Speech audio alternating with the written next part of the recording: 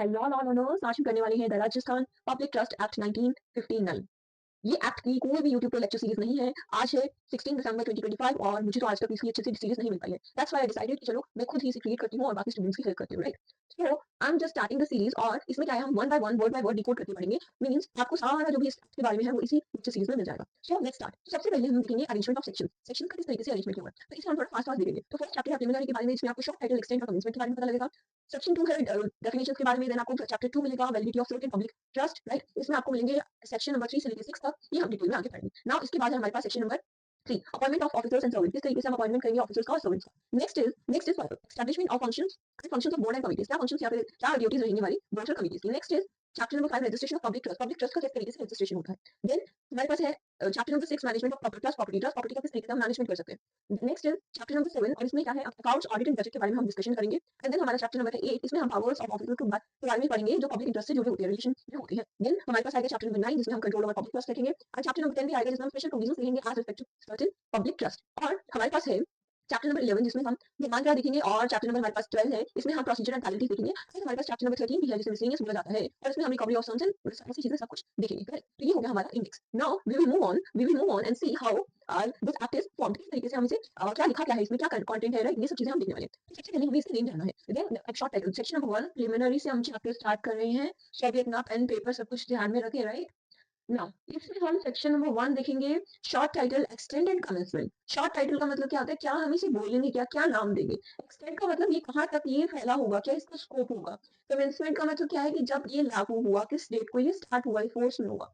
Now क्या है हमारे पास, सेक्शन 1 का सब क्लॉज 1 है। इसमें क्या बता रहे हैं, this act may be called as the Rajasthan public trust act. इसे क्या बोला जाएगा, the Rajasthan public trust act 1959 बोला जाएगा। सबसे बात ध्यान से हम इसको डिकोड करेंगे। सबसे पहले क्या दिया हुआ है, हमें राजस्थान दिया हुआ है। क्या दिया हुआ है, राजस्थान। इट मींस ये कहाँ पे जो है अप्लाई होगा, राजस्थान के एरिया में होगा।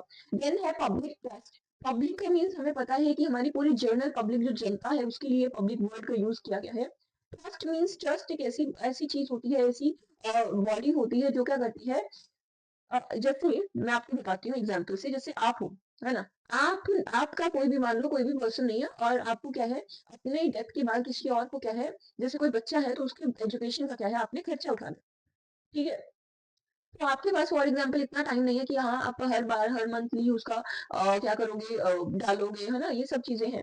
तो मतलब इसके लिए क्या करते हो आप, ट्रस्टी जो है एक आपका अपॉइंट करते हो, वो क्या करेगा आपके बिहाफ पे, क्या करेगा, उसकी एजुकेशन को फंड करेगा, करेक्ट? इस तरीके से क्या होता है, ट्रस्ट बनती है। ट्रस्ट बनते हैं ताकि हम जो है एक स्पेसिफिक सेक्टर ऑफ पीपल की क्या है हेल्प कर सके, उन्हें बेनिफिट देने के लिए क्या है, हम एक ऑर्गेनाइजेशन बनाते हैं, उसे बोलते हैं ट्रस्ट। अब हमें ये समझ आना चाहिए, the Rajasthan public trust act 1959। तो 1959 में ये राजस्थान पब्लिक ट्रस्ट एक्ट बना। इतनी सी बात हमें समझ आ रही है हमारे शॉर्ट टाइटल से, ठीक है? हम देखेंगे एक्सटेंड, कहाँ पे ये इतना ही एक्सटेंड करता है। तो ये होल स्टेट ऑफ राजस्थान, देखो पब्लिक ट्रस्ट एक्ट है तो वो कहाँ पे लागू होगा, राजस्थान स्टेट में नहीं, ठीक है? नेक्स्ट है हमारा सब क्लॉज 3, क्या कहता है कि चैप्टर 1 2 3 4, अभी हमने स्टार्टिंग में चैप्टर्स देखे थे, राइट? और इसमें क्या है, ये सभी क्या है, 4 सेट 1, ये सभी 4 चैप्टर 1 से लेके 4 तक चैप्टर क्या है, एक साथ फोर्स में आएंगे, ठीक है? आगे क्या लिखा हुआ है क्लास 4 में, चैप्टर नंबर हमारा 5 6 7 8 9 और 10, ये सब क्या है, साथ में फोर्स आएंगे on such date and shall apply therefore from in relation to such class और क्लासेस ऑफ पब्लिक ट्रस्ट। इस किससे, कुछ क्लास ऑफ पब्लिक ट्रस्ट पे अप्लाई होंगे as the state government will, as the state government by by notification in the official gazette specify for the purpose of such application of state government may classify public trust in the state on the basis of income thereof or on the basis of the value of their total assets or on the basis of other financial। तो ये जो chapters है 5 to लेके 10, 5 to 10 chapters हैं, ये क्या होंगे, ये एक स्पेसिफिक क्लास पब्लिक पे, स्पेसिफिक पब्लिक पे अप्लाई होंगे। और किस बेसिस पे होंगे, उनकी फाइनेंशियल कंडीशन या फिर टोटल एसेट के बेसिस पे होंगे और उनके इनकम के बेसिस पे भी हो सकते हैं, ठीक है?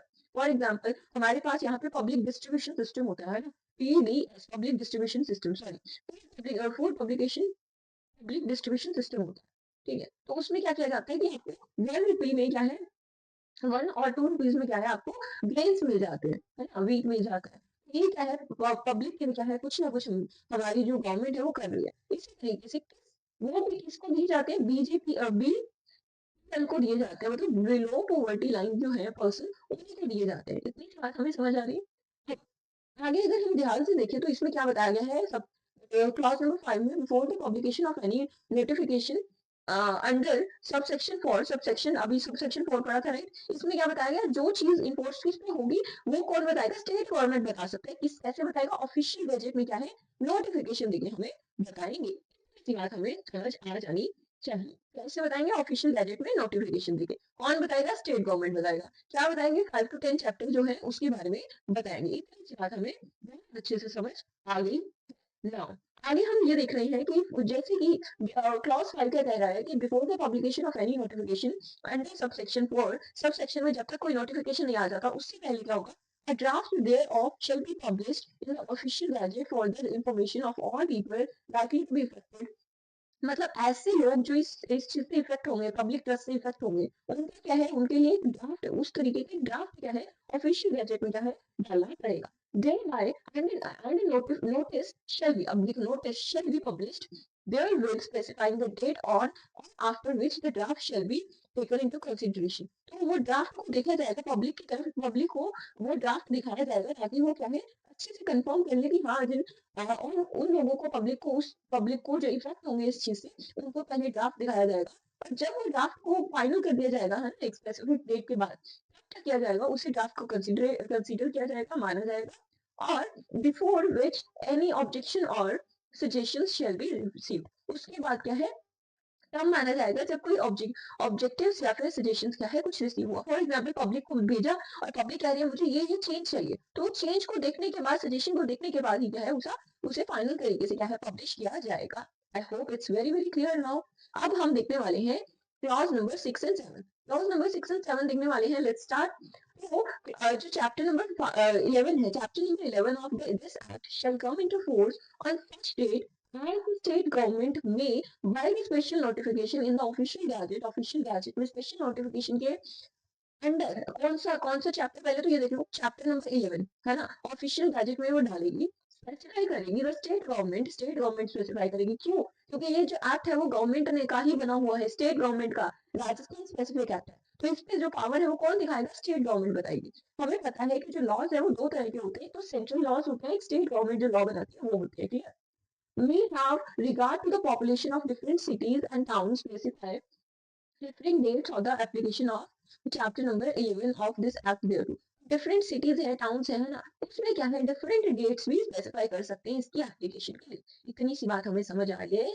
जो चैप्टर नंबर 11 है उसकी डेट्स जो है डिफरेंट डिफरेंट भी, डिफरेंट सिटी एरिया के लिए डिफरेंट डेट्स भी लाई जा सकती। इतनी सी बात हमें क्लॉज नंबर 6 बता रहा है, क्लियर। अब हम पढ़ रहे हैं क्लॉज नंबर 7। क्लॉज नंबर 7 क्या बता रहा है, लेट्स सी। क्लॉज नंबर 7 हमें बताता है कि जो हमारा एक्ट है, chapter number 11 in sorry 12 and 13 है, जो हमारा कौन सा है, चैप्टर नंबर 12 एंड 13 है, 12 और 13 जो है, shall commence to apply in the relation of the provisions of each of other chapter of this act on the date on which such chapter comes into force। तो इसमें क्या बताया गया है, जो चैप्टर नंबर 12 और 13 है, जो प्रोविजंस इससे रिलेटेड है, each of this other chapter of this act on the date, उस डेट पे बताई जाएगी जब ये अदर चैप्टर्स आएंगे वो उसमें आ जाएंगे, क्लियर। तो वही डेट जिसमें बाकी सारे आ जाएंगे, तो फोर्स में आ जाएंगे, तो ये चैप्टर भी साथ के साथ फोर्स में आ जाएंगे, क्लियर। देख रहे हैं आगे।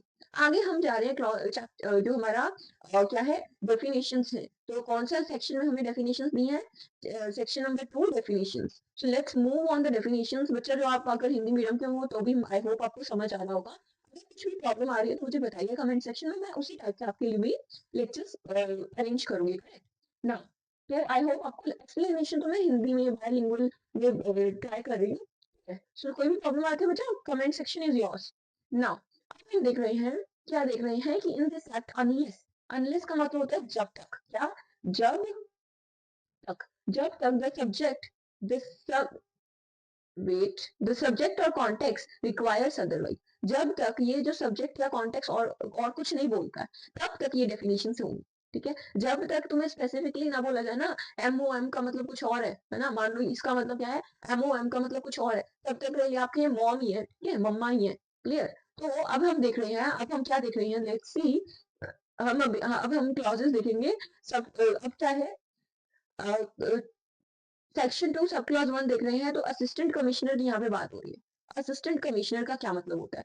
Assistant commissioner means an assistant Devasthan commissioner appointed under section number 8, section number 8 पे जिसने अपॉइंट किया गया है, and shall include such other officer of the government as may notified by the state government to be the assistant commissioner of the specified area in the for the purpose of the act.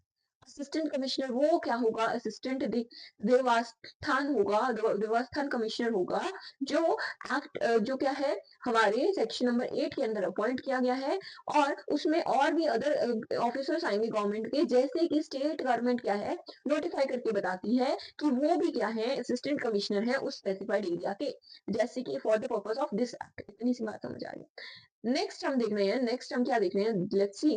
अब हमारा clause 2 क्या कहता है, board. Board का मतलब क्या होता है? बोर्ड का मतलब बहुत सिंपल सा होता है, board means the state advisory board of public interest establish under article section number 11। Section number 11 के अंडर जो एक स्टेट की एडवाइजरी बोर्ड क्या है आया है ना, एस्टेब्लिश किया गया है, उसी को क्या बोलते हैं, बोर्ड बोलते हैं। नेक्स्ट इज क्लॉज नंबर 3 क्या कहता है, चैरिटेबल इंडोरमेंट। इसका मतलब क्या होता है, ऑल प्रॉपर्टीज गिवन और endowed for the benefit or used as of right by the community or any section thereof for the support or maintenance of objects or utility to the said community or section, है ना, इतना पढ़ेंगे पहले। such as rest house, पाठशालास, schools, colleges, building homes for feeding the poor, and institutions for the advancement of education, medical relief, and public health, or other other objects of nature like nature and includes the institution concerned। कहने का मतलब क्या है, यहाँ कहने का सिर्फ और सिर्फ इतना सा मतलब है कि जो चैरिटेबल इंडोरमेंट क्या होगी, वो सारी प्रॉपर्टी होगी जो एडॉन की गई है, किसी के बेनिफिट के लिए दी गई है, बेनिफिट ऑफ किसी प्रॉपर्टी की दी गई है, किसी कम्युनिटी के लिए, किसी सेक्शन के लिए दी गई है, राइट, और उसका क्या है मेंटेनेंस करने के लिए दी गई है, maintenance of objects of utility, है ना, टू द सेट कम्युनिटी को दी गई है, जैसे कि हाउसेज हो गए, पाठशाला हो गए, स्कूल्स हो गए, ये सब चीजें मान लो किसी ने डोनेट की है, तो वो क्या है चैरिटेबल इंडोरमेंट के अंडर आएंगी। नेक्स्ट क्या है, नेक्स्ट हमारा क्या है, नेक्स्ट हमारा सबसे इंपॉर्टेंट है कमिश्नर। कमिश्नर क्या होता है, लेट्स सी, है ना, थोड़ा सा ऊपर करते हैं। कमिश्नर, कमिश्नर का क्या मतलब होता है, let's see. Commissioner, commissioner means Devasthan sorry commissioner appointment appointed under section number 7, section number 7 के अंडर जो अपॉइंट किया गया उसे बोलोगे कमिश्नर। कमेटी क्या होता है, क्लॉज 5 में दिया हुआ है। Committee means regional advisory committee for public interest establish under article number section number 13। Section number 13 के अंदर क्या है, कमेटी को लाया गया है। कोर्ट क्या होता है, कोर्ट का मतलब यहाँ पे क्या है, डिस्ट्रिक्ट कोर्ट है। हेरिडिटरी ट्रस्टी क्या होता है, means the trustee of public trust succession to whose office devolves the hereditary right or is regulated by usage or is provided for the founder। कहने का मतलब यह है, हेरिडिटरी का मतलब क्या होता है बेटा, जो मतलब जनरेशन टू जनरेशन जाती है, पापा से बेटे की तरफ जाती है, जनरेशन 1 से जनरेशन 2 की तरफ जाती है, उसे बोलते हैं hereditary.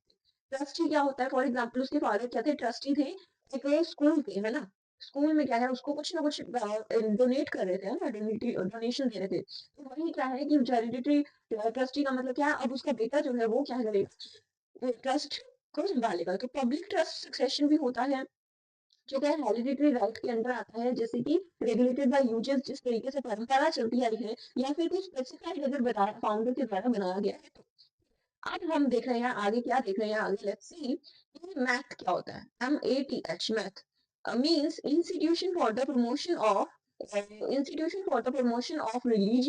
religions presided over by a person whose duty is to engage himself in imparting regional instructions or rendering a spiritual service to a body or body of disciples, or who exercise or claim to exercise headship over a such body, and includes places of worship or instructions which are prudent to the institution. कहने का मतलब इतना सा है भाई, कितनी बड़ी बड़ी लैंग्वेज दे रखी है ना, कोई बात नहीं, हम अब समझेंगे। MATH का मतलब क्या होता है, मैथ्स नहीं होता है इसमें, है ना। इसका मतलब होता है कि एक ऐसा रिलीजन को प्रमोट करने के लिए इंस्टीट्यूशन, एक ऐसा इंस्टीट्यूशन जो क्या है रिलीजन्स को प्रमोट के लिए बताया गया है, जो क्या है एक पर्सन के द्वारा क्या है, फॉर एग्जाम्पल एक टेम्पल है ना, उसका जो प्रिस्ट है ना, प्रिस्ट, तो वो प्रिस्ट जो है वो क्या करेगा, उसको संभालेगा, राइट। इस पर्सन को क्या बोलोगे आप, इस पर्सन को एक क्या है, आप बोलोगे मैथ का ये क्या है फाउंडर, ठीक है, दिस इज द। अब इसमें क्या है, इसका काम क्या होता है प्रिस्ट का, कि ये जो इसके डिसिपल्स है, जो इसके जो शिष्य है, उसको क्या करे, उसको उसको स्पिरिचुअल सर्विस प्रोवाइड करे और उसे संभाले, धर्म के बारे में बताए, जानकारी दे, राइट। ये सब काम होते हैं हमारे उस पर्सन के जो मैथ का क्या करता है, प्रमोट करता है, रिलीजियस चीजों को प्रमोट करता है। इतनी सी बात आई होप समझ आ गई है। Now next is clause number 9, person having interest, person जिसे क्या है इंटरेस्ट है, कैसा इंटरेस्ट है, और any expression signify a person having interest in the public trust in. अब एक पर्सन जिसको ट्रस्ट है, मतलब उसे क्या है क्या है इंटरेस्ट है, इंटरेस्ट का मतलब क्या है, उसका कोई ना कोई बेनिफिट है, या फिर उसका मन है, इच्छा है उस पब्लिक ट्रस्ट को संभालने की। Let's see clause clause 9 sub clause A क्या कहता है, in the case of a temple, एक temple के केस में a person who is entitled to attend or is in habit of attending the performance of worship or service in the temple, who is entitled of to partaking का मतलब क्या होता है, equal taking है ना, equal taking, or in the habit of partaking in the distribution of gifts देखो, मतलब एक ऐसा पर्सन जो क्या है अटेंड करता है, या फिर हैबिट होती है उसकी कि ये जो परफॉर्मेंस है, मतलब वर्शिप करता है, सेवा करता है ना टेम्पल में, वो पर्सन क्या है, उसे क्या है इक्वल टेकिंग, मतलब वो अपना हिस्सा ले सकता है, क्या कहते हैं कि जो डिस्ट्रीब्यूशन ऑफ गिफ्ट जो होते हैं। नाउ आगे क्या है, बी है, इनका मतलब मान लो वहां पे कोई डोनेशन हो रहा है ना, डोनेट करो, डोनेशन हो रहा है, तो उस वो क्या है प्रेस्ट के लिए क्या है, उसका भी क्या है पालन पोषण वहां से हो सकता है। In the case of math जो है अभी हमने पढ़ा था, रेसिपल ऑफ अ मैथ, रेसिपल का मैथ है ना, और person of religious prescription to which math belongs, ठीक है, वह पर्सन जो मैथ है, या फिर उसका मैथ का डिसिपल है, या फिर उस रिलीजियस चीज से बिलोंग करता है, तो वो उसका ले सकता है take. In the case of society registered deemed to be registered, society registered है या फिर होने वाली है registered under the Rajasthan societies registration act. अब देखो यहाँ पे क्या है, एक एक्ट का नाम दिया है, ये भी हम पढ़ेंगे, ठीक है, पहले ये कंप्लीट कर ले फिर वो पढ़ेंगे, लेट्स चेक। मैंने ध्यान रखना कमेंट में ये एक्ट का नाम लिखोगे ताकि ये जल्दी आए। अब क्या है, राजस्थान सोसाइटीज रजिस्ट्रेशन एक्ट जो है, वो जो है 28 एक्ट है 1958 का, मतलब ये जो एक्ट पढ़ रहे हैं Rajasthan, the Rajasthan public trust act 1959 में बना है, इससे एक साल पहले ये राजस्थान सोसाइटी रजिस्ट्रेशन एक्ट बन चुका था। अब इसमें क्या है, यहाँ पे इन केस क्या बता रहा है, let's see. In case of society registered और deemed to be registered under Rajasthan society registration act 1958 और अंडर any other algorithmic law in the force or any part of the state, any member of the society, ठीक है, तो एक ऐसे society जो registered है इसके अंदर, है ना, वो भी क्या कर सकती है, ये सेम एल्गोरिथम को यूज कर सकती है ना, पब्लिक हैविंग इंटरेस्ट को आ सकता है। Now in the case of any और other public trust any beneficiary, फिर बेनिफिशियरी है जो पब्लिक ट्रस्ट के अंदर आता है, फॉर एग्जाम्पल मैं आपको दे रही हूँ, जैसे टाटा जी है, तो टाटा जी का क्या है, एक कैंसर हॉस्पिटल चलता है ना, टाटा कैंसर हॉस्पिटल ऐसे करके चलता है, तो वो क्या है, जो कैंसर पेशेंट्स है ना, जिनको बेनिफिट मिल रहा है, तो वो भी क्या है इसी के पब्लिक हैविंग इंटरेस्ट में आ सकते हैं, ठीक है, एग्जाम्पल है ये बच्चा, ठीक है, एग्जाम्पल है। नाउ हम आगे देख रहे हैं, अगर हम आगे देख रहे हैं sub clause number sorry clause 10 देखने वाले हैं। क्लॉज 10 में क्या है, पब्लिक सिक्योरिटीज की बात हो रही है। लेट मी चेक अगर रिकॉर्डिंग अच्छे से हो रही है कि नहीं। ओके, बहुत अच्छे से रिकॉर्डिंग हो रही है, 24 मिनट्स की रिकॉर्डिंग हो चुकी है। अब हम आगे पे कंटिन्यू कर रहे हैं, ठीक है। अब जो हमारे पास है पब्लिक सिक्योरिटीज का क्या मतलब होता है, securities of the central government की जो सिक्योरिटीज है, या फिर किसी स्टेट गवर्नमेंट की सिक्योरिटीज से होता है। स्टॉक होता है, डिबेंचर होता है, शेयर्स होते हैं इन द रेलवे और एनी कंपनी, है ना, any companies in public sector, the interest dividends, है ना, इन सबको क्या बोलोगे, पब्लिक सिक्योरिटीज बोलोगे। इट मीन्स जो भी पब्लिक प्रॉपर्टी है that is public securities, right. Security क्या क्या होता है कि सिक्योरिटी उस चीज को बोला जाता है, फॉर एग्जाम्पल हम गोल्ड खरीद रहे हैं, ताकि हम क्या है कल को फ्यूचर में अगर हमें नीड हो तो एज अ सिक्योरिटी उसे यूज कर सके, राइट। है ना, लोन लेते हैं तब भी हमें गोल्ड वगैरह को गिरवी रख सकते हैं, ये चीजें। तो सिक्योरिटी क्या होता है, और security is expressly authorised by an order, तो वो क्या है ऑर्डर के द्वारा एक्सप्रेस किया जाता है स्टेट गवर्नमेंट के, makes it on his this behalf, तो उस बिहाफ पे किया जाता है। नाउ अब हम पढ़ने वाले हैं क्लॉज नंबर 11, पब्लिक ट्रस्ट क्या होता है। Public trust means let's see an express और एन एक्सप्रेस और कंस्ट्रक्टिव ट्रस्ट, एन एक्सप्रेस और कंस्ट्रक्टिव ट्रस्ट, एक्सप्रेसिव या फिर कंस्ट्रक्टिव ट्रस्ट है और आइदर अ पब्लिक और रिलीजियस और चैरिटेबल पर्पस, रिलीजियस या चैरिटेबल पर्पस के लिए, और both includes a temple, math, धर्म, माला, और एनी अदर रिलीजियस और रिलीजियस, मतलब ये जो पब्लिक ट्रस्ट है वो कि जो भी चीज है जो मैथ वगैरह ये सब चीजों के इंक्लूड होगा, या फिर इंस्टीट्यूशन और सोसाइटी फॉर्म्ड अंडर रिलीजन, मतलब रिलीजियस के अंदर जो भी चीज आ रही है उसे क्या बोलोगे, पब्लिक ट्रस्ट बोलोगे, इतनी सी बात है ना। पब्लिक अगर पब्लिक और मतलब समझ गए हो आप। नाउ नेक्स्ट क्या है हमारा, नेक्स्ट है रजिस्टर। रजिस्टर का मतलब क्या होता है, register means a resistor maintained, register means एक रजिस्टर जो मेंटेन किया जाता है। सबसेक्शन सेक्शन नंबर 16 के सबसेक्शन 2 में, ये हम आगे पढ़ेंगे। Now next is religious environment. Religious environment क्या होता है ये हमने पहले भी पढ़ा था डेफिनेशन में। अब रिलीजियस इन्वायरमेंट का मतलब क्या होता है, और इन्वायरमेंट का means all the property belonging to or given or endowed for the support of religious institution, किसी religious institution के उसके बढ़ावे के लिए, उसको चलाने के लिए, सपोर्ट के लिए अगर कोई प्रॉपर्टी दी जाती है तो उसे क्या बोलोगे, रिलीजियस इन्वायरमेंट बोलोगे। और गिवन और endowed for the performance of any service और चैरिटी, एक चैरिटी की जाती है, चैरिटी का मतलब क्या है, दान दक्षिणा दी जाती है ना, दान, है ना। And therewith and includes the premises of the religious institution as well as the idols, if any installed therein, and any public charity associated with the festival है ना, जैसे मान लो जन्माष्टमी है तो उसके लिए दान दिया जा रहा है, या फिर ओणम है ना, ये सब चीजों के लिए क्या है दिया जा रहा है, तो उसे क्या बोलोगे, रिलीजियस एनवायरनमेंट बोलोगे। क्या बोलोगे बच्चा, रिलीजियस एनवायरनमेंट। कहाँ पे दिया है, सब क्लॉज हमारे 13 में दिया है।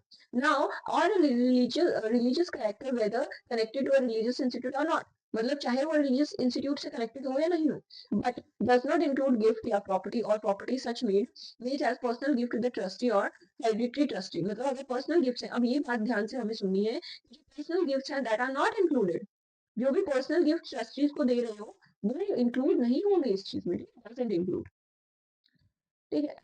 और working trustees of such institutions और एनी सर्विस ऑर्डर, तो मतलब किसी को भी अगर पर्सनल गिफ्ट दे रहे हो that are not under the religious environment, right. Next हम कुछ और पढ़ने वाले हैं, और आज हम सब क्लॉज 19 तक कवर करेंगे। आज हमने क्या है सेक्शन नंबर 1 एंड 2 कवर करना है इस वीडियो में, बाकी हम नेक्स्ट वीडियो में कवर करने की ट्राई करेंगे। नाउ अब हम देख रहे हैं रिलीजियस इंस्टीट्यूशंस क्या होते हैं, रिलीजियस इंस्टीट्यूशंस या फिर इंस्टीट्यूशंस क्या होते हैं। Means an institution for the promotion of any religion or pursuit, and include a temple, math and religious establishment, or any place of religious worship, a religious instruction whether or not implement to such institution, मतलब एक religious institute का हमें पता है कि देखो वहां जहाँ पे रिलीजियस वर्शिप हो रही है, टेंपल है, मैक है ना, ये सब चीजें क्या है उसको रिलीजियस इंस्टीट्यूट बोलोगे, या फिर कोई इंस्टीट्यूट बोल सकते हो, राइट। नेक्स्ट है हमारे पास क्लॉज नंबर 15। क्लॉज नंबर 15 हमें क्या बताता है, क्या दिखाता है, तो स्पेसिफिक एनवायरनमेंट के बारे में बताता है। स्पेसिफिक एनवायरनमेंट क्या होता है, let's see. Specific environment means any property और money endowed for the performance of any specific service, है ना। मैं चाहती हूँ कि इस गीता जयंती है ना, इस गीता जयंती में क्या करूँ, मैं आपको क्या दे रही हूँ, 230 की एक बुक होती है गीता, है ना, तो मैं उसके इंटू 2 करके तो मैं इतना पैसा दे रही हूँ सिर्फ और सिर्फ गीता को स्पॉन्सर करने के लिए, राइट। तो वो क्या हो गया, स्पेसिफिक एनवायरनमेंट हो गया, है ना, और charity in the religious institute, ठीक है। इतनी सी बात हमें समझ आ रही है। नाउ आगे हम पढ़ने वाले हैं टेम्पल। टेम्पल क्या होता है, temple means place by whatever destination known or used as a place of public religious worship जहाँ पे की जा सकती है उसे बोलोगे टेम्पल, एंड डेडिकेटेड किसी चीज के लिए डेडिकेटेड है, and for the benefit of और used as a right by a community और a section, therefore a place of public worship, मतलब पब्लिक एक प्लेस जहाँ पे पब्लिक वर्शिप रिलीजियस वर्शिप हो सकती है, तो उसे क्या बोलोगे। Next is trustee. क्या है trustee, let's see, just second. तो ट्रस्टी क्या होता है, ट्रस्टी का वो पर्सन होगा, आपने ये नॉर्मली बहुत सुना होगा, ये स्कूल का ट्रस्टी है, वहाँ का ट्रस्टी है, वहाँ का ट्रस्टी है, राइट। लेट्स सी क्लॉज हमें ना 17 क्या कहता है, Trusty means a person in whom either alone or in association, मतलब association का मतलब होता है ग्रुप, है ना, with other persons, या तो अकेला या फिर पर्सन के ग्रुप का, या तो क्या कह रहे हैं, या तो अकेला या फिर पर्सन का जो ग्रुप है ना, उसके साथ क्या करें, trust the property is vested और इंक्लूड मैनेजर, और उसके साथ क्या इंक्लूड, मतलब इन ये ग्रुप में या तो मैनेजर को इंक्लूड करके इस साल को क्या बोलोगे, ट्रस्ट बोलोगे, ठीक है, जो क्या कर रहे हैं, पर्सन के लिए ट्रस्ट प्रॉपर्टी को वेस्ट कर रहे हैं, मतलब मान लो मेरा एक बड़ा घर है ना, मैंने इस घर को क्या किया, पब्लिक के लिए लगा दिया कि पब्लिक की जनता जो गरीब पुअर लोग हैं वो यहाँ पे आके रह सकते हैं, तो ये मैं और मेरे साथ और मान लो साथी और भी है, तो हम क्या होंगे, इस चीज के क्या होंगे, ट्रस्टी होंगे, समझ आया। नाउ नाउ हम हैं क्लॉज नंबर 18 पे। क्लॉज नंबर 18 क्या कहता है, लेट्स सी कि वर्किंग ट्रस्टीज क्या होते हैं। देखिए वर्किंग ट्रस्टीज अलग होते हैं। Working trustee means any person who for the time being or either alone or in a association with other persons, देखो इतना जो सेम हो गया ना ट्रस्टी वाला, और persons administer the trust property of any public trust and includes a manager of public trust as well। मतलब कहने का मतलब क्या है कि एक ऐसा पर्सन या फिर उसका ग्रुप, है ना, या फिर उसका ग्रुप पूरा का पूरा जो क्या हो, खुद क्या कर रहा हो, एडमिनिस्टर कर रहा हो। एडमिनिस्टर का मतलब होता है रूल, है ना। एडमिनिस्ट्रेटिव लॉ हम पढ़ा चुके हैं, आपको डिस्क्रिप्शन में मिल जाएगी प्लेलिस्ट, या फिर चैनल चेक कीजिए, मिलेगा सब कुछ। नाउ इसमें क्या है, एक मैनेजर के साथ अगर वो खुद एडमिनिस्टर कर रहा है, रूल कर रहा है, संभाल रहा है, तो उसे क्या बोलोगे, वर्किंग ट्रस्टी बोलोगे। क्या बोलोगे, वर्किंग ट्रस्टी। क्लियर। अब हम आगे पढ़ने वाले हैं, आगे बढ़ेंगे और आज का थोड़ा सा जो रह गया है वो कंप्लीट करेंगे। सो अब हमारा फोकस होना चाहिए सब क्लॉज 18 के ऊपर। और इसका इन केस ऑफ मैथ के केस में क्या होगा, हेड ऑफ सच मैथ क्या बोला जाएगा, वर्किंग ट्रस्टी बोला जाएगा। क्या बोला जाएगा, वर्किंग ट्रस्टी बोला जाएगा। क्लियर। और in case of public trust के अगर केस में देखें, having its own principal office और principal take place of business outside the state of Rajasthan, the person in charge, जो person in charge है ना, of the management of the property, management of property का क्या है, in charge, person in in charge है, and administer the public trust in the state, मतलब वो person जो क्या है, पब्लिक ट्रस्ट को बच्चा क्या कर रहा है, मैनेज कर रहा है, उससे क्या बोलोगे, पब्लिक वर्किंग वर्किंग ट्रस्टी बोलोगे। क्या बोलोगे, वर्किंग ट्रस्टी। आई होप इतनी सी बात क्लियर है। अब हम क्लॉज नंबर 19 देखने वाले हैं। क्लॉज नंबर 19 क्या कहता है, क्लॉज नंबर 19 हमें कहता है words and expressions used but not defined. एक ऐसे वर्ड्स और एक्सप्रेशन जिनको यूज किया गया है, जो यहाँ पे डिफाइन नहीं किए गए, डेफिनेशन नहीं दिया गया, इन दिस इस एक्ट में and defined under the Indian trust act, है ना, ये भी हम पढ़ेंगे। इंडियन ट्रस्ट एक्ट 1882 में जो डिफाइन करे गए हैं, जो सेंट्रल एक्ट है, सेंट्रल एक्ट नंबर 2 है 1892 का, इसकी जल्दी वीडियो आएगी, है ना, सो डोंट वरी, ये भी आपको इसी चैनल पे मिलेगा। Having the meanings respectively assign to them in the art, तो उसका जो भी आप कहने का मतलब सिंपल सिंपल हम समझेंगे। इंडियन ट्रस्ट एक्ट जो दे रखा है हमें, है ना, जो सेंट्रल एक्ट है एक, वहां पे जो वर्ड्स एंड एक्सप्रेशंस डिफाइन किए गए हैं, जो यहाँ पे नहीं दिए गए हैं, वही मीनिंग यहाँ पे भी इसी एक्ट में है। फॉर एग्जाम्पल, मम्मी ने बोला कि आपको दिन में क्या करना है, 10 पेजेस वर्क करना है ना। अब आपके जो बड़े भाई है, उसको अलग से थोड़ा ना बोलेगी 10 पेजेस वर्क करना, तो भाई इसको वो जो बोला है वही सेम काम आपको भी करना है। वही बात है कि जो इंडियन ट्रस्ट एक्ट में बोला है, वही काम क्या है, आपको भी क्या है, राजस्थान पब्लिक ट्रस्ट एक्ट में भी करना है, वही चीज है। और आज के लिए इतना ही। नेक्स्ट जो हमारा है, नेक्स्ट जो लेक्चर होगा उसमें हम सेक्शन नंबर 3 कवर करेंगे, बिकॉज बहुत लंबी वीडियोस को जेन्युइनली पोस्ट करना थोड़ा मुश्किल हो जाता है, और अभी 40 मिनट्स के लेक्चर